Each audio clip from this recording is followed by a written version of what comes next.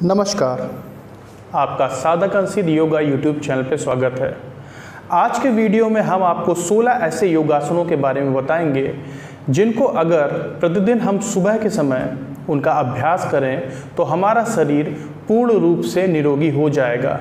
ये 16 योगासन आपके शरीर की रोग प्रतिरोधक क्षमता को बढ़ाते हैं और साथ ही साथ आपके शरीर को पूर्ण रूप से निरोगी रखते हैं। इन 16 योगासनों को 4 श्रेणियों में विभक्त किया गया है। प्रथम श्रेणी में 4 योगासन खड़े होकर करने वाले हैं, द्वितीय श्रेणी में 4 योगासन बैठकर करने वाले हैं, तृतीय श्रेणी में 4 योगासन पीठ के बल लेटकर करने वाले हैं तथा चतुर्थ एवं अंतिम श्रेणी में 4 योगासन पेट के बल लेटकर करने वाले हैं। इन 16 योगासनों का अगर नित्य प्रतिदिन हम अभ्यास करें तो हमारा शरीर पूर्ण रूप से निरोगी हो जाएगा। तो आइए आज के वीडियो में हम उन 16 योगासनों की विधि को अच्छे से समझें तथा नित्य प्रतिदिन इनका अभ्यास करते हुए अपने शरीर को पूर्ण रूप से सभी रोगों से मुक्त रखें एवं सदैव के लिए निरोगी रहें। धन्यवाद। नमस्कार। तो वे 16 योगासन इस प्रकार से हैं। प्रथम योगासन है उत्कट कोण आसन। उत्कट कोण आसन में पैरों की स्थिति इस प्रकार से होगी। मेरुदंड बिल्कुल सीधा होगा। हाथों को हम इस तरह से भी रख सकते हैं या फिर नमस्कार की मुद्रा में भी रख सकते हैं।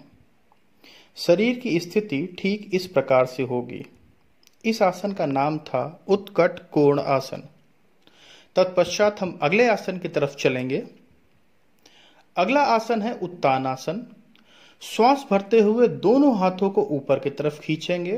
तत्पश्चात श्वास को छोड़ते हुए हम अपने दोनों हाथों को पैर के पंजों के अगल बगल रखकर अपने माथे को अपने दोनों घुटनों पर टच कराएंगे। शरीर की स्थिति इस प्रकार से होगी। तत्पश्चात हम पुनः सामान्य स्थिति में आ जाएंगे। तत्पश्चात हम अगले आसन की तरफ चलेंगे। अगला आसन है उत्थित पार्श्व कोण आसन। उत्थित पार्श्व कोण आसन में अपने शरीर की स्थिति इस प्रकार से होगी। आपके पैर के पंजे से लेकर हाथ का पंजा पूरा शरीर 45 डिग्री के कोण के समान होना चाहिए। आसन की पुनरावृत्ति हम दूसरी तरफ से भी करेंगे। पूरे शरीर की स्थिति 45 डिग्री के एंगल पर होगी और दृष्टि आपके बगल से, हाथों के बगल से ऊपर की तरफ होनी चाहिए। तत्पश्चात हम अगले आसन की तरफ चलेंगे। अगला आसन है त्रिकोण आसन। दोनों पैरों के बीच कम से कम 1.5 से 2 फीट का अंतर हो जो होगा। तत्पश्चात श्वास को छोड़ते हुए हम अपने हाथ के पंजे को इस तरह से पैर के पंजे के बगल में रख के अपने दूसरे हाथ को इस तरह से ऊपर की ओर खोलते हैं। दृष्टि आपके ऊपर हाथ के पंजे की तरफ होनी चाहिए। आसन की पुनरावृत्ति ठीक दूसरी तरफ से भी इसी प्रकार से करेंगे। जिस तरफ हमें झुकना है उस तरफ पैर के पंजे को हम मोड़ लेते हैं। त्रिकोण आसन में शरीर की स्थिति ठीक इसी प्रकार से होनी चाहिए। तत्पश्चात हम अगले आसन की तरफ चलेंगे। ये प्रथम 4 आसन खड़े होकर करने वाले आसन थे। तत्पश्चात बैठकर करने वाले 4 आसनों में प्रथम आसन है वक्रासन। वक्रासन में पैर को मोड़कर, जो भी पैर आप मोड़ेंगे उसका विपरीत तरफ का हाथ, अर्थात जो भी लेग आपका मुड़ा होगा उसका ऑपोजिट हैंड इस तरह से ऊपर की ओर आकर अपने घुटने की तरफ पकड़ेंगे। आसन की पुनरावृत्ति ठीक इसी तरह से दूसरी तरफ भी करेंगे। एक बार फिर से देख लें।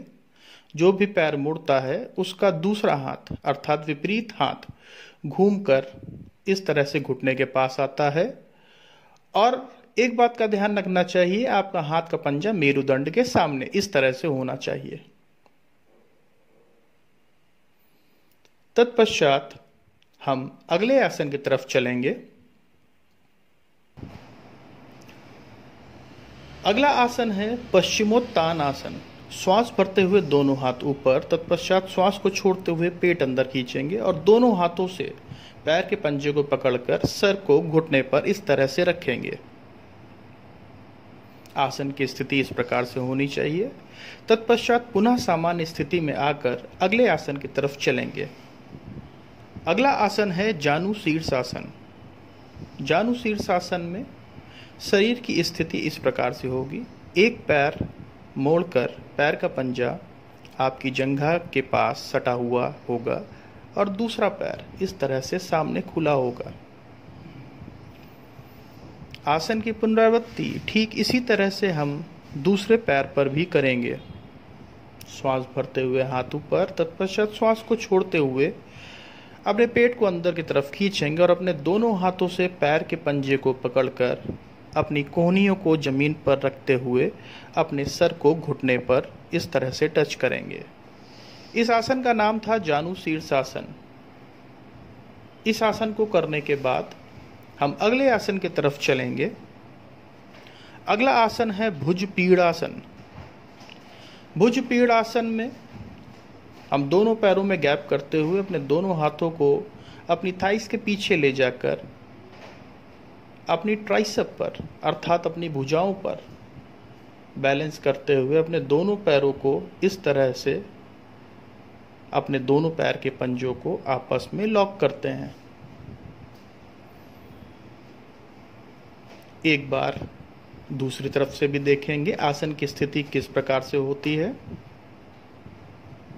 भुजपीड़ आसन में शरीर की स्थिति ठीक इसी प्रकार से होनी चाहिए।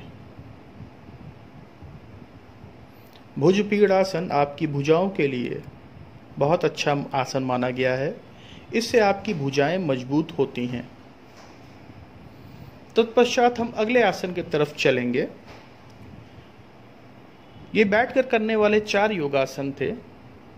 अब हम पीठ के बल लेटकर करने वाले 4 योगासनों में प्रथम योगासन की ओर चलेंगे। सर्वप्रथम हम पीठ के बल लेट जाएंगे। तत्पश्चात हम अगले आसन की तरफ चलेंगे। अगला आसन है नौकासन। नौकासन में आपके शरीर की स्थिति इस प्रकार से होनी चाहिए। आपकी अपर बॉडी अर्थात कमर के ऊपर का हिस्सा तथा लोअर बॉडी कमर के नीचे का हिस्सा 45 डिग्री के एंगल पर होना चाहिए। तत्पश्चात सामान्य स्थिति में फिर से आ जाएंगे और अगले आसन की तरफ चलेंगे।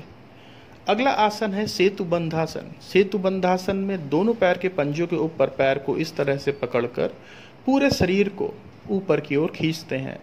ध्यान रखने लायक बात यह है कि गर्दन का हिस्सा जमीन पर रहेगा और पूरा शरीर ऊपर की तरफ हम इस तरह से खींचते हैं। आसन की स्थिति में शरीर ठीक इसी तरह से होना चाहिए। तत्पश्चात हम अगले आसन की तरफ चलेंगे। अगला आसन है हल आसन। हल आसन में दोनों पैरों को ऊपर की ओर उठाते हुए सर के पीछे इस तरह से रखेंगे। पंजे गिरे हुए होने चाहिए। हाथों को हम इस तरह से हाथों की उंगलियों को लॉक भी कर सकते हैं। पुनः सामान्य स्थिति में हम आ जाएंगे।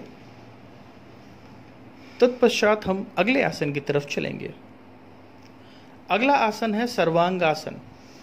सर्वांगासन में अपने दोनों पैरों को इस तरह से उठाते हुए आपके कंधे से लेकर पैर का पंजा पूरा शरीर एक सीध में आ जाना चाहिए। सर्वांगासन में शरीर की स्थिति इस प्रकार से होनी चाहिए। तत्पश्चात हम पुनः सामान्य स्थिति में आ जाएंगे। तो ये थे वे 4 योगासन जिन्हें लेटकर अर्थात पीठ के बल लेटकर करना था।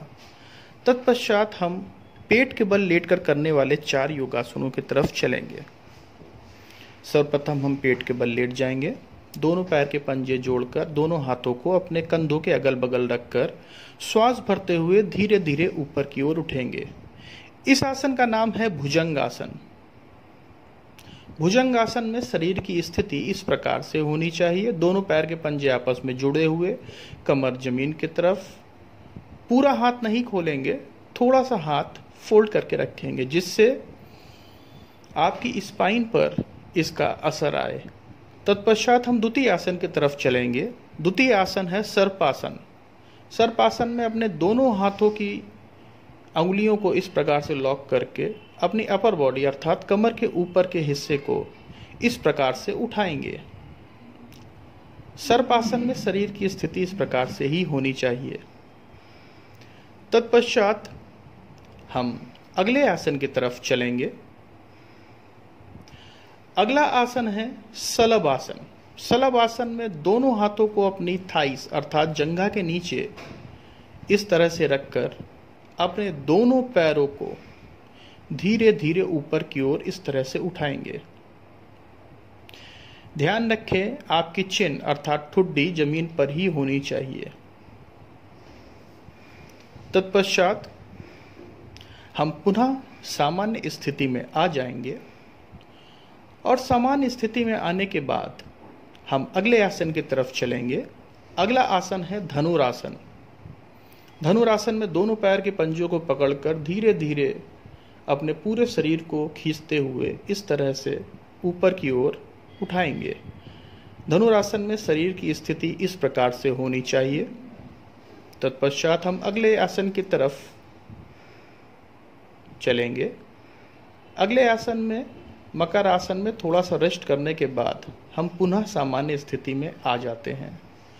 तो ये थे वे 16 योगासन जिनका नित्य प्रतिदिन सुबह अभ्यास करने से आपका शरीर पूर्ण रूप से निरोगी रहेगा। धन्यवाद। आप सभी का मंगल हो। Press the bell icon on the YouTube app and never miss another update.